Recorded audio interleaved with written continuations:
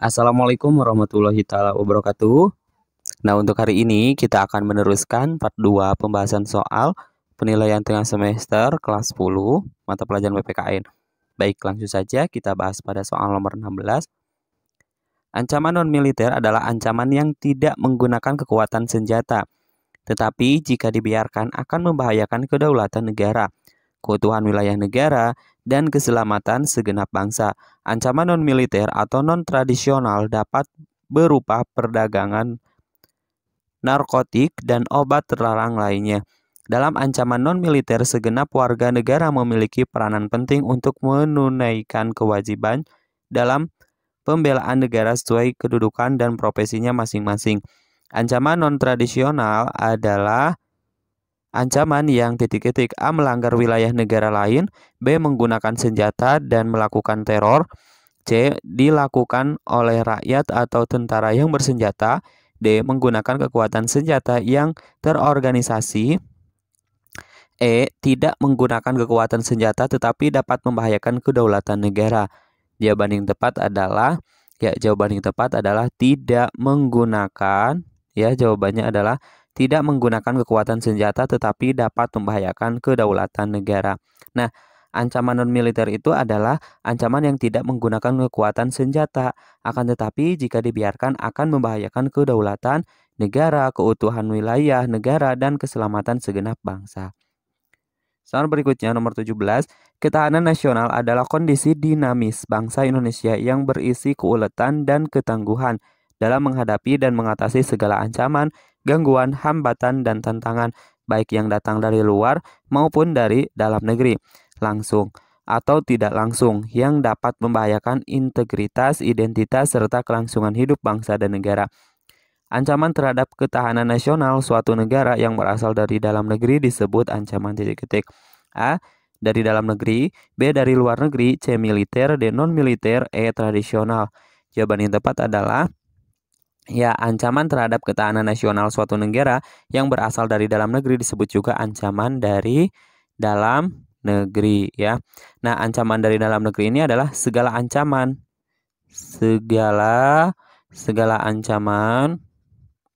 terhadap ketahanan nasional suatu negara yang berasal dari dalam negeri.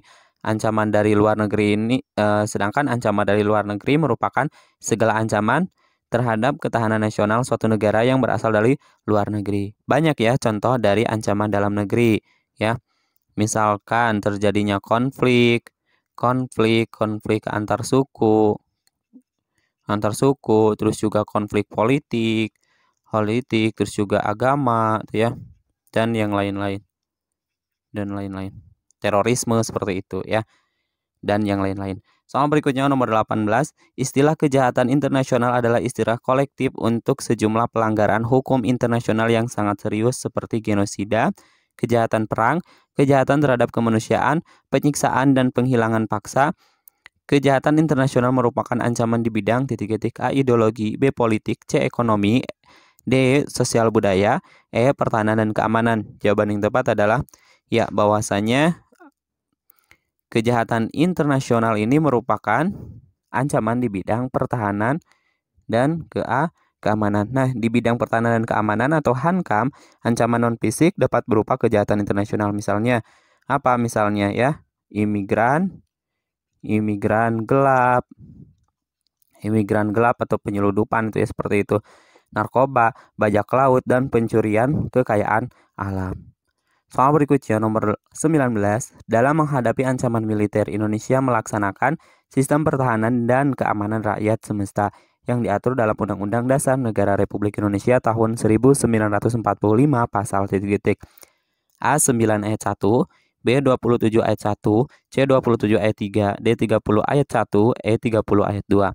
Jawaban yang tepat adalah bahwasanya dalam menghadapi ancaman militer, Indonesia melaksanakan sistem pertahanan dan keamanan rakyat semesta itu diatur dalam Undang-Undang nomor Undang-Undang pasal 30 ayat 2. Nah, di mana bunyi dari pasal 30 ayat 2 Undang-Undang Dasar Negara Republik Indonesia tahun 1945 menyatakan bahwa usaha pertahanan dan keamanan negara dilaksanakan melalui sistem pertahanan dan keamanan rakyat semesta. Oleh siapa? Oleh TNI, oleh TNI dan Kepolisian Indonesia sebagai kekuatan utama dan Kepolisian Indonesia sebagai kekuatan utama dan rakyat sebagai kekuatan pendukung. Soal berikutnya nomor 20. Sistem pertahanan negara adalah sistem pertahanan yang bersifat semesta yang melibatkan seluruh warga negara, wilayah dan sumber daya nasional lainnya, serta dipersiapkan secara dini oleh pemerintah dan diselenggarakan secara total, terpadu, terarah, dan berlanjut untuk menegakkan kedaulatan negara, keutuhan wilayah. Komponen utama dalam sistem pertahanan rakyat semesta adalah A. Rakyat, B. Presiden, C. TNI, D. DPR, E. Lembaga pemerintah di luar unsur pertahanan. Nah, ini yang ditanyakan adalah komponen utama ya. Komponen utama atau kekuatan utama jelas tadi sudah dibahas pada soal nomor 19, yaitu komponen utama atau kekuatan utama adalah TNI dan Kepolisian Indonesia. Sedangkan rakyat adalah kekuatan pendukung. Soal berikutnya nomor 21. Setiap warga negara harus menunjukkan rasa cinta tanah air dengan perbuatan yang nyata demi menjaga keamanan dan ketertiban masyarakat. Jika negara dalam keadaan darurat atau bahaya, maka sikap warga negara yang baik adalah titik-titik. A. Sembunyi di tempat yang aman. B. Menunggu permintaan dari pemerintah. C. Ikut berjuang apabila banyak temannya. D. Membiarkan sebab sudah ada TNI. Ikut serta membela negara dengan kesadaran bela negara. Jawaban yang tepat adalah ikut serta membela negara dengan kesadaran bela negara. Jawabannya adalah yang E. Nah, setiap warga negara harus bersedia ikut serta membela negara apabila negara dalam keadaan darurat atau bahaya demi menjaga apa? Ya, menjaga keutuhan bangsa dan negara. Soal berikutnya nomor 22. Bela negara tidak hanya menyangkut pertahanan negara, upaya dari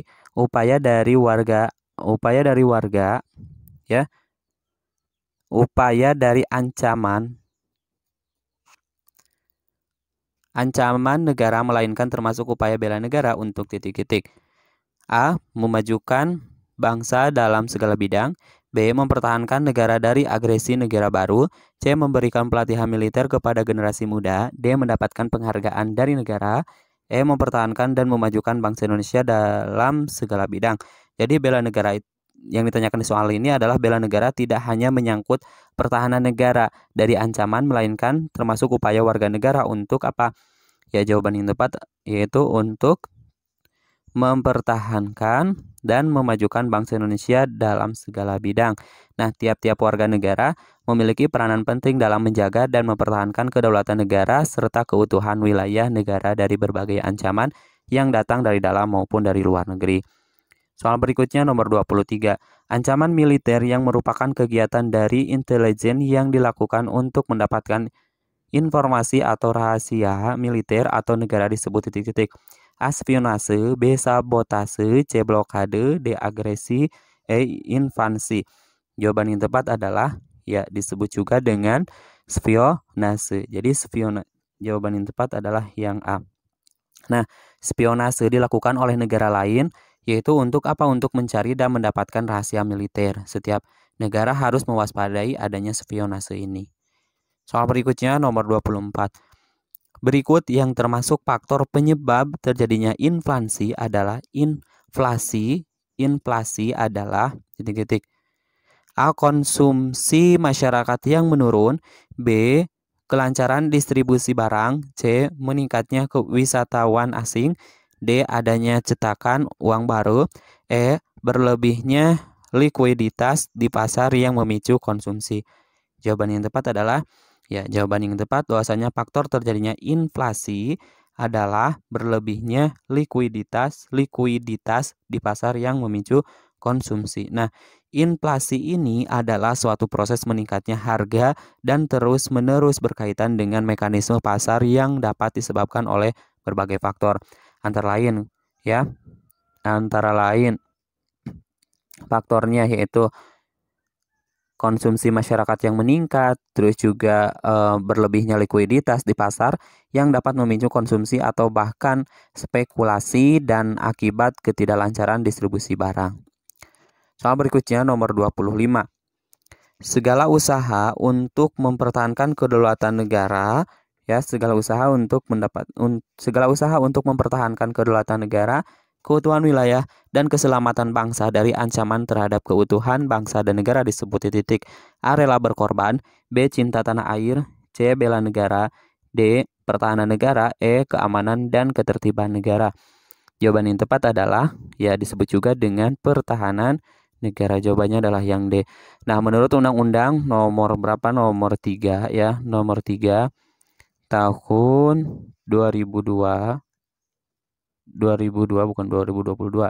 Tahun 2002 tentang pertahanan negara, bahwa pertahanan negara adalah segala urusan untuk mempertahankan kedaulatan negara, keutuhan wilayah negara kesatuan Republik Indonesia, dan keselamatan segenap bangsa dari ancaman dan gangguan terhadap keutuhan bangsa dan negara.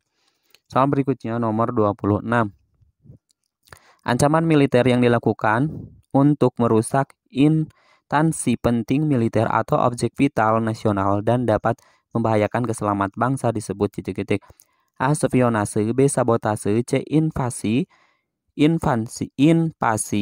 D. Agresi. E. Blokade. Jawaban yang tepat adalah, ya, disebut juga dengan sabotase. Nah, sabotase merupakan ancaman militer untuk merusak instalasi penting. Instalasi penting, ya, instalasi penting militer dan objek vital nasional yang membahayakan keselamatan bangsa. Soal nomor 27, usaha pertahanan negara yang dapat dilakukan pada masa sekarang adalah titik-titik. A. Membangun tembok perbatasan yang tinggi. B. Berjuang mengusir penjajah. C. Menutup diri dari dunia luar. D. Melakukan invasi ke negara lain. E. Mengisi pembangunan. Jawaban yang tepat adalah, ya, mengisi pembangunan. Nah, pada masa sekarang usaha pertahanan negara dapat dilakukan dengan cara ikut serta dalam mengisi pembangunan. Dengan apa? Dengan kegiatan-kegiatan yang positif. Kegiatan-kegiatan yang bermanfaat, ya, dan sesuai dengan kemampuannya masing-masing atau sesuai dengan profesi kita masing-masing. Soal berikutnya nomor 28.